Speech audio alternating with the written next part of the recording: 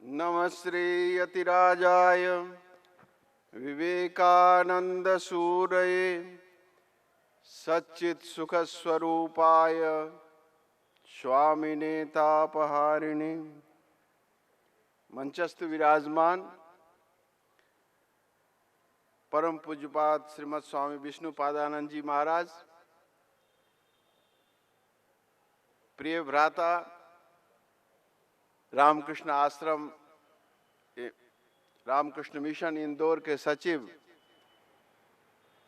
स्वामी निर्विकारानंद जी महाराज, अभी लोहानी जी भी आए हैं। समुपस्थित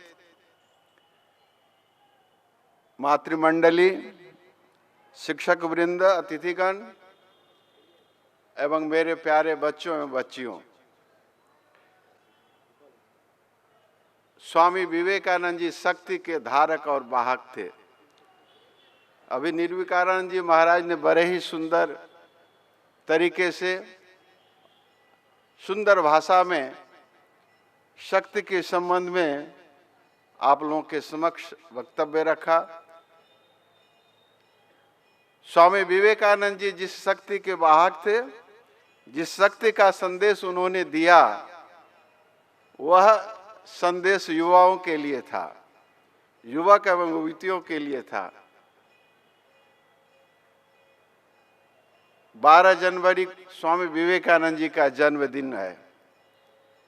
12 जनवरी को राष्ट्रीय युवा दिवस के रूप में घोषित करते हुए भारत सरकार ने कहा था कि स्वामी विवेकानंद जी का जीवन, जिन आदर्शों का उन्होंने पालन किया और उपदेश किया, वह भारतीय युवाओं के लिए प्रेरणा का एक महान स्रोत हो सकता है। स्वामी विवेकानंद जी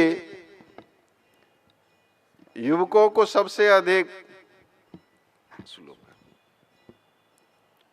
प्यार करते थे और कहा करते थे कि नवयुवकों को संगठित करने के लिए ही मेरा जन्म हुआ है। और युवा वर्ग भी स्वामी विवेकानंद जी को भी अत्यधिक प्यार करते हैं। इसीलिए जब कभी युवा सम्मेलन होता है, युवकगण मानो खींचे चले आते हैं। अभी निर्विकारानंद जी महाराज ने कहा कि पिछले साल करीब 800 युवा यहाँ आए थे और इस साल भी उतनी ही संख्या में युवक युवतीगण यहाँ पधारेंगे। तो यह स्वामी विवेकानंद जी का वैशिष्ट्य है कि वे युवकों के आकर्षण के केंद्र बिंदु हैं, युवकों के आदर्श हैं। स्वामी विवेकानंद जी का जो जीवन संगीत है, कहा जाता है 3 स्वर लहरियों से निर्मित है। एक है मातृभूमि भारतवर्ष, दूसरा है उनके गुरु भगवान श्री रामकृष्ण परमहंस, और तीसरा है हमारा सनातन शास्त्र वेदांत ग्रंथ। इन तीनों स्वर लहरियों से ही स्वामी विवेकानंद जी का जीवन गठित हुआ है।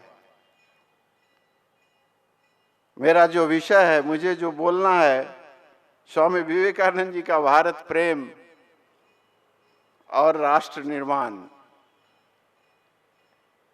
जब भगवान श्री रामकृष्ण देव के पास स्वामी विवेकानंद जी कलकत्ते के दक्षिणेश्वर में पहली बार आते हैं, तो भगवान श्री रामकृष्ण देव पहचान जाते हैं कि यह युवक कौन है, इस युवक के अंदर कौन सी शक्ति कार्यरत है। और एक विद्यालय के छात्र उनके सामने हाथ जोड़कर श्री रामकृष्ण देव कहते हैं, प्रभु मैं जानता हूं तुम कौन हो, नर ऋषि नारायण हो, जीवों की दुर्गति दुख दूर करने के लिए इस धराधाम पर तुम्हारा आगमन हुआ है। स्वामी विवेकानंद जी के अंदर जो शक्ति है, उसका परिचय नरेंद्रनाथ दत्त को तभी नहीं था, लेकिन रामकृष्ण परमहंस जानते थे कि इस युवक के अंदर कौन सी शक्ति है और भविष्य में वह शक्ति कौन सा कार्य करने वाला है। उसके बाद श्री रामकृष्ण देव का तिरोधान होने के पहले उन्होंने नरेंद्र नाथ से कहा था कि तुम क्या चाहते हो। नरेंद्र नाथ कहता है कि मैं चाहता हूं कि सुखदेव की तरह समाधि में मग्न रहूं और बीच बीच में शरीर धारण करने के लिए, शरीर की रक्षा करने के लिए समाधि से नीचे उतरकर थोड़ा सा अन्न ग्रहण करूं और फिर समाधि में डूब जाऊं। लेकिन श्री रामकृष्ण देव जानते थे कि समाधि में डूबने के लिए इसका आगमन इस धराधाम पर नहीं हुआ है। तो कहते हैं कि मैंने सोचा था तू एक महान वट वृक्ष होगा जिसके नीचे हजारों लाखों लोग आश्रय प्राप्त करेंगे, और ऐसा न होकर केवल तू अपनी समाधि चाहता है, अपनी मुक्ति चाहता है। यह तो अत्यंत तुच्छ बात है, छोटी बात है। नरेंद्र नाथ सोचने लगता है कि मेरे गुरुदेव कितने महान हैं। उनकी आंखों से अश्रु निकल आता है।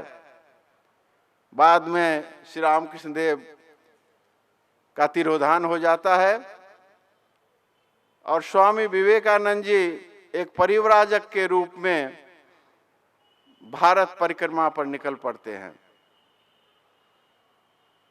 उत्तर से लेकर दक्षिण, पूर्व से लेकर पश्चिम, संपूर्ण भारतवर्ष का भ्रमण करते हैं। जब हिमालय में जाते हैं तो उनकी वह पुरानी इच्छा, समाधि लगने की इच्छा पुनः जागृत होती है और वहां जाकर के गुफाओं में ध्यान लगाने की कोशिश करते हैं। लेकिन ध्यान लगता नहीं है। मातृभूमि खींचती है कि तुम्हारे जीवन का उद्देश्य कुछ अलग है। श्री रामकृष्ण देव कहते हैं कि मां ने जिस कार्य के लिए तुम्हें खींच लाई है इस धराधाम पर, वह कार्य तुझे करना होगा। स्वामी विवेकानंद जी हिमालय के गुफाओं से, गह्वरों से निकल कर आते हैं और भारत की परिक्रमा प्रारंभ करते हैं। अपने गुरु भाइयों को एक पत्र लिखते हैं कि मेरे जीवन का व्रत स्थिर हो चुका है। मैं अब एकाकी रहना चाहता हूं, निसंग रहना चाहता हूं। तुम लोग मेरा पीछा मत करो, मुझे अकेले छोड़ दो। उसके बाद भारतवर्ष के विशाल जनसमुद्र में स्वामी जी समा जाते हैं। भारत के धूलिकणों में उनके पद चरण चिन्ह मिलते जाते हैं, कभी गांव में तो कभी शहर में, कभी वृक्ष तल में तो कभी देवालय में, कभी धनिकों के अतिथि के रूप में, तभी कभी गरीबों के सम्मानित अतिथि के रूप में, कभी राजप्रसादों में तो कभी निर्धन की कुटिया में स्वामी जी दिन बिताते हैं। लेकिन इसके दौरान स्वामी जी को भारत, असली भारतवर्ष का दर्शन होता है। अपनी आंखों से स्वामी जी देखते हैं कि किस तरह से भारतवासी, भारत के निवासी पराधीन, दुख दारिद्र में अपना जीवन बिता रहा है। किस तरह अनाश्रित होकर, अनावृत होकर, अनाहार में अपना जीवन बिता रहे हैं। न रहने के लिए घर है, न खाने के लिए अन्न है, न पहनने के लिए वस्त्र है। दरिद्रता की चरम सीमा थी। दुख का कोई अंत नहीं था। एक सन्यासी का हृदय द्रवित होता है। बड़े ही व्यथित होते हैं स्वामी जी भारत वासियों की इस दुर्दशा को देख करके। धीरे धीरे भारतवर्ष के अंतिम छोर पर अवस्थित माता कन्याकुमारी के मंदिर में प्रवेश करते हैं। बड़े ही भारी मन से भारतवासियों की जो अवस्था उन्होंने देखी थी, उनके हृदय में जो पीड़ा थी, उस पीड़ा को लेकर के उस मंदिर में प्रवेश करते हैं माता कन्याकुमारी का सुंदर दिव्य मूर्ति है। अभी भी आप लोग जो लोग जाएंगे दर्शन करेंगे, माता के सामने साष्टांग प्रणाम करते हैं और प्रणाम करके कहते हैं, माँ मुझे मुक्ति नहीं चाहिए, मुझे समाधि नहीं चाहिए, मैं तुम्हारी और तुम्हारी संतानों की सेवा करना चाहता हूं। इसके लिए मुझे शक्ति चाहिए, तुम्हारा आशीर्वाद चाहिए। तुम्हारी शक्ति और तुम्हारे आशीर्वाद से मैं अपने देशवासियों की सेवा करना चाहता हूं। मंदिर से निकलते हैं। अभी अभी आपने सुना कि स्वामी जी उस उताल समुद्र में छलांग लगा देते हैं। उन्हीं माता के चरण चिन्हों से सुशोभित एक विशाल शिलाखंड उस समुद्र के अंदर था। स्वामी जी के मन में क्या होता है पता नहीं, उस समुद्र में छलांग लगा देते हैं, कूद जाते हैं और तैरते हुए उस शिलाखंड पर जाते हैं और ध्यान मग्न हो जाते हैं। गंभीर ध्यान, जो ध्यान हिमालय की कंदराओं में लगाना चाहते थे, हिमालय की गुफाओं में लगाना चाहते हैं, वह ध्यान नहीं था। हिमालय की गुफाओं में चाहते थे कि वह आत्मा परमात्मा का ध्यान करें, देवी देवताओं का ध्यान करें, लेकिन उस शिलाखंड पर जो ध्यान करते हैं स्वामी विवेकानंद, वह ध्यान का विषय था मातृभूमि भारतवर्ष, भारत का गौरवमय अतीत, उसका दुख दारिद्र्यपूर्ण दास्तापूर्ण वर्तमान और उसका उज्जवल भविष्य। स्वामी विवेकानंद जी के अध्यात्म प्रदीप्त मानस पटल पर भारतवर्ष का संपूर्ण इतिहास, उसके सारे पन्ने एक के बाद एक खुलते जाते हैं।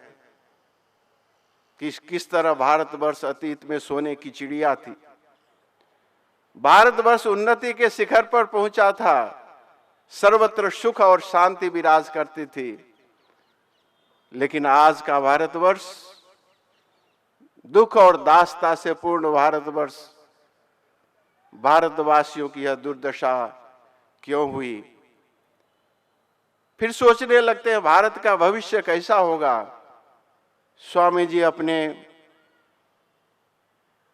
दिव्य दृष्टि से देखते हैं कि भारतवर्ष का भविष्य अत्यंत उज्जवलमय है। फिर वे सोचते हैं कि भारतवर्ष का वह जो उज्जवल भविष्य है, जो अतीत के गौरव को भी म्लान कर देगा, भारतवर्ष उन्नति के उच्चतम शिखर पर पहुंचेगा। लेकिन उसके लिए उपाय क्या है? और इस भारतवर्ष की यह जो यात्रा है, भविष्य की यात्रा, उसमें मेरा व्रत क्या रहेगा, मेरी भूमिका क्या रहेगी? इन सारी बातों को स्वामी जी चिंतन करते हैं, ध्यान करते हैं और मानो एक भविष्यवाणी होती है, एक दिव्य वाणी उद्घोषित होती है और स्वामी जी को लगता है कि कोई कह रहा है कि जिस धर्म और अध्यात्म के बल पर भारतवर्ष एक दिन उन्नति के उच्चतम शिखर पर पहुंचा था, उसी धर्म और अध्यात्म के बल पर भारतवर्ष का पुनरुत्थान होगा। फिर स्वामी जी एक संकल्प लेते हैं, एक प्रतिज्ञा करते हैं कि भारतवर्ष की धर्म और अध्यात्म की वाणी, भारतवर्ष का संदेश, दिव्य संदेश लेकर के मैं पाश्चात्य देश जाऊंगा। पाश्चात्य निवासियों को भारतीय धर्म और दर्शन की बातें सुनाकर बदले में धन संग्रह करूंगा और फिर भारतवर्ष लौट करके भारतवासियों की दुख को कम करने के लिए प्रयत्न करूंगा। भारतवर्ष से पाश्चात्य देश के लिए स्वामी जी प्रस्थान करते हैं।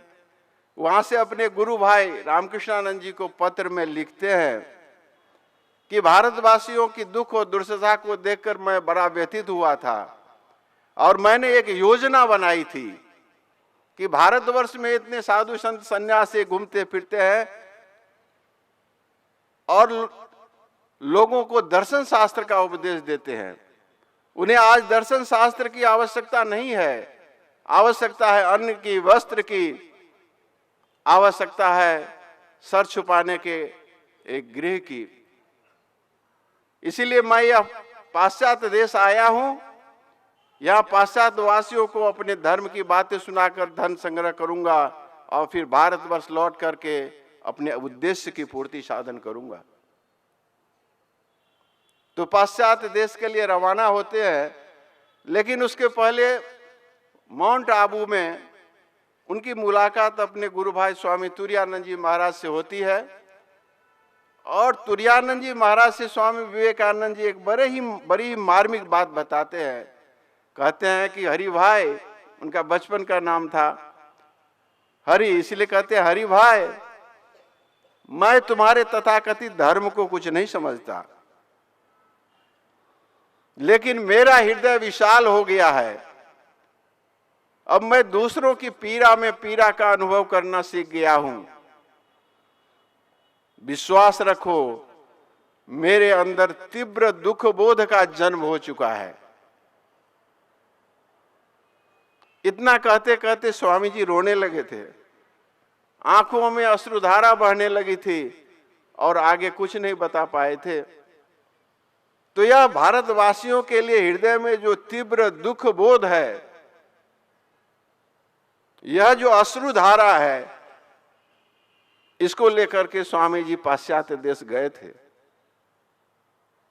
वहां जाकर के शिकागो धर्म महासभा में उन्होंने भारतीय धर्म और अध्यात्म की वाणी सुनाई थी। उसके बाद संपूर्ण जगत में स्वामी विवेकानंद जी प्रसिद्ध हो गए।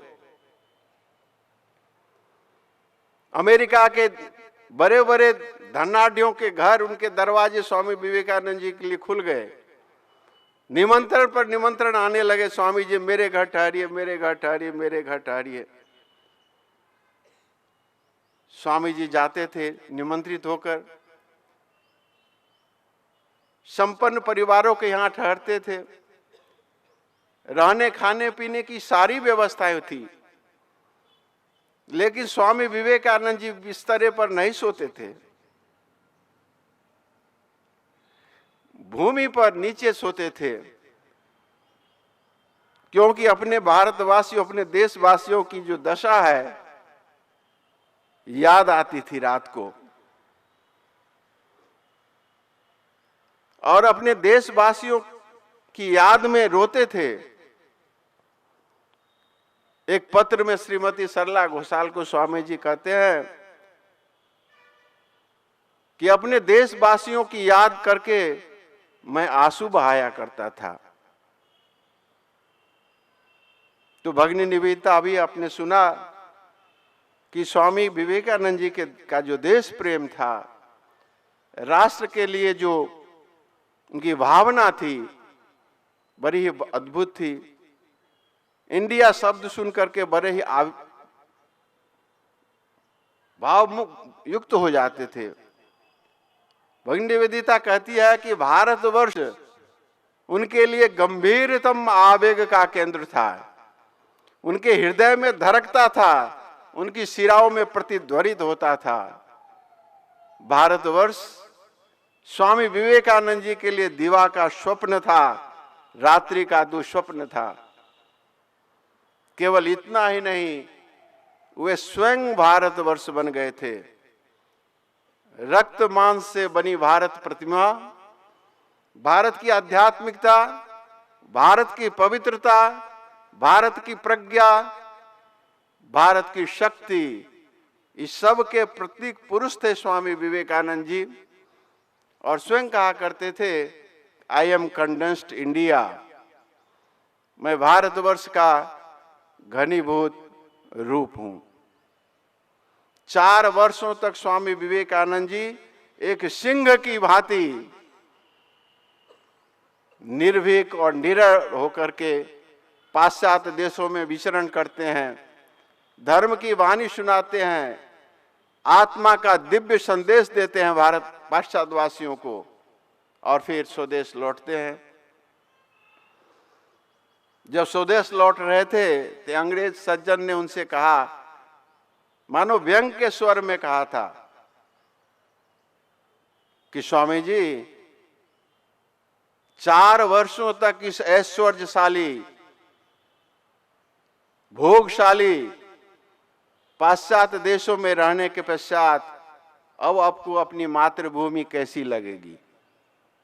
कहने का तात्पर्य था कि आपकी मातृभूमि पराधीन है, दासता की जंजीरों में जकड़ी हुई है, सुख का कोई साधन नहीं है, दरिद्रता है, ऐसी मातृभूमि आपको कैसी लगेगी। स्वामी विवेकानंद जी ने उत्तर दिया था कि मैं जब अपनी मातृभूमि को छोड़ करके पाश्चात्य भूमि में आया था तब मैं अपनी मातृभूमि से प्यार करता था, लेकिन अब 4 वर्षों की भोग भूमि पाश्चात्य भूमि में रहने के पश्चात जब मैं अपने स्वदेश को लौट रहा हूं तो भारत की धूलि कण तक मेरे लिए पवित्र है, भारत की वायु पावन है, भारत एक पुण्य भूमि है, तीर्थ स्थान है। तो यह थी स्वामी विवेकानंद जी की भारत के संबंध में अनुभूति, भारत की खोज। स्वामी जी स्वदेश लौटते हैं,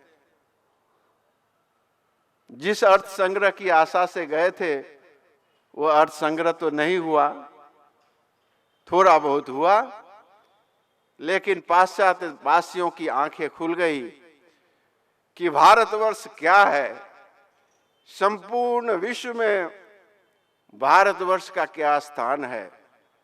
भारतवर्ष जगत गुरु है।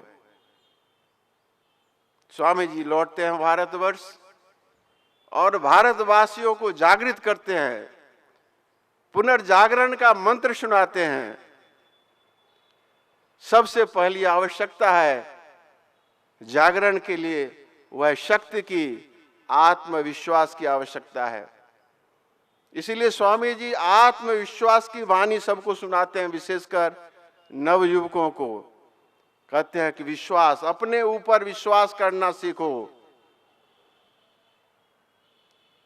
इसीलिए स्वामी जी कहते हैं देवी देवताओं के ऊपर जो विश्वास है उससे अभी नहीं चलेगा, पहले अपने ऊपर विश्वास। और यह विश्वास कैसे आएगी? अपनी पहचान चाहिए, मैं कौन हूं। निर्विकानंद जी महाराज ने अभी अभी कहा कि हम आत्मा हैं। स्वामी जी कहते हैं तुम ईश्वर की संतान हो, अमर आनंद के भागीदार हो, पूर्ण और पवित्र आत्मा हो, इस मर्त भूमि पर देवता हो। अतएव आओ ए सिंहों, इस मिथ्या भ्रम को झटक कर दूर फेंक दो कि तुम भेड़ हो। तुम तो जरा मरण रहित नित्य आनंद स्वरूप आत्मा हो। सभी अभावों, सभी दुखों को दूर करने की शक्ति तुम्हारे अंदर विद्यमान है। तो इस आत्म शक्ति की पहचान सबसे पहले, इस आत्म प्रत्यय हमारे अंदर आना चाहिए। स्वामी जी आकर के यही आत्म प्रत्यय जगाते हैं। आत्म शक्ति जो हमारे अंदर सुप्त है उस आत्म शक्ति को जगाते हैं और फिर हमें याद दिलाते हैं कि हमारा आदर्श क्या है, किस आदर्श पर चलना है। भारत का जो सनातन आदर्श है, शाश्वत आदर्श है, वह भोग नहीं है। परित जीवन उत्सर्ग, त्याग और सेवा का आदर्श ही भारत का प्राचीन आदर्श है। अभी अभी स्वदेश मंत्र का पाठ कराया गया। स्वदेश मंत्र सुनाते हैं स्वामी जी। इस स्वदेश मंत्र में स्वामी जी ने हमारा जो आदर्श है उसी आदर्श की बात दिलाते हैं कि हे भारत, भूलना नहीं कि तुम्हारी नारी जाति का आदर्श सीता, सावित्री, दमयंती है। भूलना नहीं कि तुम्हारे उपास्य देवता सर्व त्यागी उमानाथ शंकर हैं। भूलना नहीं कि तुम्हारा विवाह, तुम्हारा धन, तुम्हारा जीवन इंद्रिय सुख अपने व्यक्तिगत सुख के लिए नहीं है। भूलना नहीं कि तुम जन्म से ही महामाया के लिए बलि प्रदत्त हो। यह समाज उस महामाया की छाया मात्र है। भूलना नहीं कि नीच अज्ञानी मोची मेहतर तुम्हारे भाई हैं, तुम्हारे रक्त मांस है। तुम गर्व से पुकार कर कहो मैं भारतवासी हूं, प्रत्येक भारतवासी मेरा भाई है। ब्राह्मण भारतवासी, चंडाल भारतवासी, दरिद्र भारतवासी, अज्ञानी भारतवासी सब मेरे भाई है। कटी मात्र वस्त्रावृत होकर के गर्व से पुकार कर कहो कि भारतवासी मेरे भाई है, भारतवासी मेरे प्राण है, भारत की देव देवियां मेरे ईश्वर है, भारत का समाज मेरे बचपन का झूला, जवानी की फुलवारी और बुढ़ापे की काशी है। भारत के कल्याण में मेरा कल्याण है। और दिन रात कहते रहो हे गौरीनाथ, हे जगदम्बे, मुझे मनुष्यत्व दो, मेरी कापुरुषता दूर कर दो। तो हम जो कायर हो गए थे, दुर्बल हो गए थे, उसको दूर करने के लिए कहते हैं, सबल होने के लिए कहते हैं, एक आदर्श पर चलने के लिए कहते हैं, परित जीवन उत्सर्ग करना है। यह स्वामी विवेकानंद जी की वाणी है। और कहते हैं जब मद्रास में आए पहली बार उन्होंने भाषण दिया तो कहते हैं कि गरीबों, मूर्खों, पददलितों के लिए मेरी सहानुभूति और मेरा जो प्रयत्न है वह थाती के तौर पर, धरोहर के तौर पर तुम्हें सौंपता हूं। यह सहानुभूति स्वामी जी आशा करते हैं कि गरीबों के लिए जो सहानुभूति होनी चाहिए वह स्वामी जी हमें हैंड ओवर करते हैं धरोहर के रूप में। और कहते हैं जाओ उस पार्थ सारथी के मंदिर में, अभी मद्रास में पार्थ सारथी का मंदिर है, आप लोग जाएंगे। स्वामी जी कहते हैं कि जाओ उस पार्थ सारथी के मंदिर में और जाकर साष्टांग प्रणाम करो। जो दीनहीन ग्वाल बालों के सखा थे, जो अपने रामावतार में एक गुहक को, चंडाल को आलिंगन किए थे, जो अपने बुद्ध अवतार में अमीरों का न्योता स्वीकार कर एक वारांगना का न्योता स्वीकार किया था। जाओ उनके सम्मुख जाकर साष्टांग प्रणाम करके अपने जीवन की बलि दो उन दीनहीनों के लिए जिनके लिए भगवान जुग जुग में अवतार लिया करते हैं और जिन्हें सबसे अधिक प्रेम करते हैं। तो यह आह्वान स्वामी विवेकानंद जी करते हैं भारतवासियों को। लेकिन विशेषकर स्वामी जी का जो आह्वान था वह युवा वर्ग के लिए था। कहते हैं कि मेरी आशा और मेरा विश्वास इन नव युवकों से ही है। वे सिंह विक्रम के साथ देश की सारी समस्याओं का समाधान करेंगे। तो स्वामी विवेकानंद जी का जो संदेश है वह युवा वर्ग के लिए अधिक है। लेकिन स्वामी जी जो आशा अपेक्षा हमसे करते हैं उसकी पूर्ति तभी संभव है कि सभी युवा वर्ग सबसे पहले अपने चरित्र का निर्माण करे, अपने जीवन का गठन करे, एक सही नागरिक बने। इसके लिए मनुष्य बनना होगा। मनुष्य कैसे बनेंगे? हमारे अंदर शक्ति का विकास हो, शारीरिक हो, मानसिक हो, आध्यात्मिक हो, हमारे अंदर भावनाओं का विकास हो, हम दूसरे को दुख और दर्द को समझ सकें। स्वामी जी कहते हैं दूसरों के दुखों को हृदय से अनुभव करो। तुम्हें ऐसा लगे कि दूसरों के दुख का चिंतन करते करते करते करते तुम्हारे हृदय का स्पंदन रुक गया, मस्तिष्क सकराने लगे हैं, नींद चली गई है और ऐसा हो कि जैसे मैं पागल हो जाऊंगा। ऐसी सिंपैथी चाहिए दूसरों के प्रति। और कहते हैं कि ऐसी सिंपैथी लेकर के, ऐसी संवेदना लेकर के तुम ईश्वर के पास जाओ, अपना दिल खोल दो, तभी तुम्हारे अंदर अनंत शक्ति, अनंत उत्साह प्राप्त हो जाएगा। तो यह अनंत शक्ति और अनंत उत्साह लेकर के यदि हम जाए देश सेवा का कार्य करने के लिए, राष्ट्र निर्माण का कार्य करने के लिए, तो हम अवश्य सफल और सार्थक होंगे। तो एक नवीन भारत का निर्माण करना है, युवा शक्ति को, युवा वर्ग को, उसके लिए अपने आप को तैयार करना होगा, पूरी तरह से तैयार करना होगा। एक भावी भारत के संबंध में स्वामी जी की एक परिकल्पना थी। वे चाहते थे कि नवीन भारत में धर्म और अध्यात्म का, अभ्युदय और निःश्रेयस का अपूर्व समन्वय हो, जनसाधारण और नारी जाति का उत्थान हो, सर्वत्र सुख और शांति विराज करे और संपूर्ण विश्व में भारत माता को उच्च आसन प्राप्त हो। यह था भावी भारत के संबंध में स्वामी विवेकानंद जी की संकल्पना। साधारण से साधारण व्यक्ति का उत्थान हो। स्वामी जी लिखते हैं कि एक नवीन भारत निकले हल पकड़कर, किसानों की कुटी भेद कर, जाली माली मोची मेहतरों की झोपड़ियों से, बनियों की दुकानों से, भुजबा के बाहर के पास से, कारखानों से, हाट से, बाजार से निकले, झाड़ियों जंगलों पहाड़ों पर्वतों से। तो संपूर्ण भारतवर्ष का सामग्रिक संपूर्ण रूप से विकास स्वामी विवेकानंद जी चाहते थे।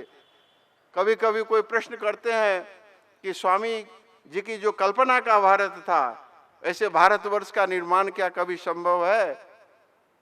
जो संभव है, स्वामी विवेकानंद जी ने यह कहा है। लेकिन कहा है कि भावी भारत का निर्माण होगा, लेकिन वह जड़ की शक्ति से नहीं, मैटर की शक्ति से नहीं, आत्मा की शक्ति से। जब हजारों लाखों स्त्री पुरुष पवित्रता के शक्ति मंत्र से दीक्षित होकर, ईश्वर के प्रति विश्वास से शक्तिमान होकर और गरीबों, मूर्खों, पददलितों के प्रति सहानुभूति से सिंह के समान साहसी बनकर सब संपूर्ण भारतवर्ष में विचरण करेंगे, सेवा के संदेश लेकर, समानता का संदेश लेकर, सामाजिक उत्थान का संदेश लेकर, तभी नवीन भारतवर्ष का निर्माण होगा। तो भारतवर्ष के निर्माण की ये शर्तें हैं स्वामी विवेकानंद जी ने लगाई है। लेकिन भारतवर्ष का निर्माण होगा और उसके लिए भारतवर्ष के युवाओं को भी आगे आगना होगा। स्वामी जी कहते हैं कि हे युवा वर्ग, काम करो, काम करो, इतना अधिक काम करो, क्योंकि भारत का भविष्य तुम्हारे ऊपर निर्भर है। भविष्य की 50 सदियां तुम्हारी ओर ताक रही है।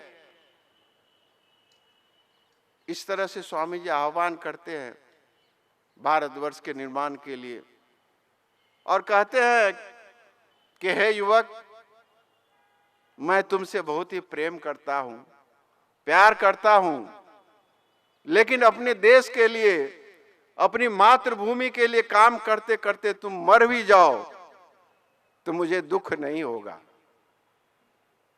क्योंकि मृत्यु जब अवश्यंभावी है तो कीट पतंगों की तरह मरने की अपेक्षा एक वीर की भांति मरना अच्छा है। It is better to wear out than to rust out। जरा जीर्ण होकर धीरे धीरे छीन होते हुए मरने की अपेक्षा दूसरों के कल्याण के लिए लड़कर मरना कहीं अच्छा है। खेतरी नरेश को उन्होंने जो लिखा था, यह जीवन क्षणभंगुर है। इस संसार में जितने सुख भोग की सामग्रियां हैं वे भी क्षणभंगुर हैं। इसीलिए वे ही जीते हैं जो दूसरों के लिए जीते हैं। बाकी लोगों का जीना मरने के समान है। इसीलिए दूसरों की सेवा में, राष्ट्र सेवा में अपने जीवन का समर्पण कर दे। यही महान आदर्श स्वामी विवेकानंद जी हमारे सामने रख गए हैं। और स्वामी जी कहते हैं, तुम ही लोग वैदिक युग में ऋषि मुनि थे, अब केवल भेष बदल करके आए हो। मैं दिव्य चक्षु से देख रहा हूं कि तुम्हारे अंदर अनंत शक्ति है। जगा दे उस शक्ति को, उठ लग जा कमर कसकर, क्या होगा 2 दिन का धन मान लेकर। तो हमारे अंदर अनंत शक्ति है, अनंत शक्तिशाली आत्मा का निवास हम सब के अंदर है। लेकिन जरूरत है अभिव्यक्ति की। हमें अपने अंदर की जो शक्ति है, उस शक्ति की यदि अभिव्यक्ति हो जाए तो हम कुछ भी कर सकते हैं। अपने आप को कभी दुर्बल नहीं समझना चाहिए। आज दुर्बल भले हुए हो कि हमारे शक्ति की अभिव्यक्ति नहीं हुई, यदि जिस दिन हमारे अंदर की शक्ति की अभिव्यक्ति हो जाएगी, हम महान शक्तिशाली बन जाएंगे। और वह शक्ति हमारे अंदर है, उस शक्ति की अभिव्यक्ति केवल करनी है। तो पूरे उत्साह के साथ, पूरे उमंग के साथ, पूरे विश्वास के साथ हम अपने अंदर की शक्ति की अभिव्यक्ति करें। हमारा जो सनातन आदर्श है, त्याग और सेवा का आदर्श, उस आदर्श को अपने जीवन में ग्रहण करें। समाज के लिए, देश के लिए, परिवार के लिए अपने जीवन को समर्पित कर दें। और यदि हम ऐसा करेंगे, तभी स्वामी विवेकानंद जी का जो संदेश है, राष्ट्र निर्माण के लिए उनकी जो चाह है, उनकी जो तड़प है, वह संभव हो सकेगा। और स्वामी विवेकानंद जी हृदय से हमें आशीर्वाद देंगे, हमारा जीवन धन्य धन्य हो जाएगा। इन्हीं शब्दों के साथ मैं अपनी वाणी को विराम देता हूं। जय स्वामी विवेकानंद।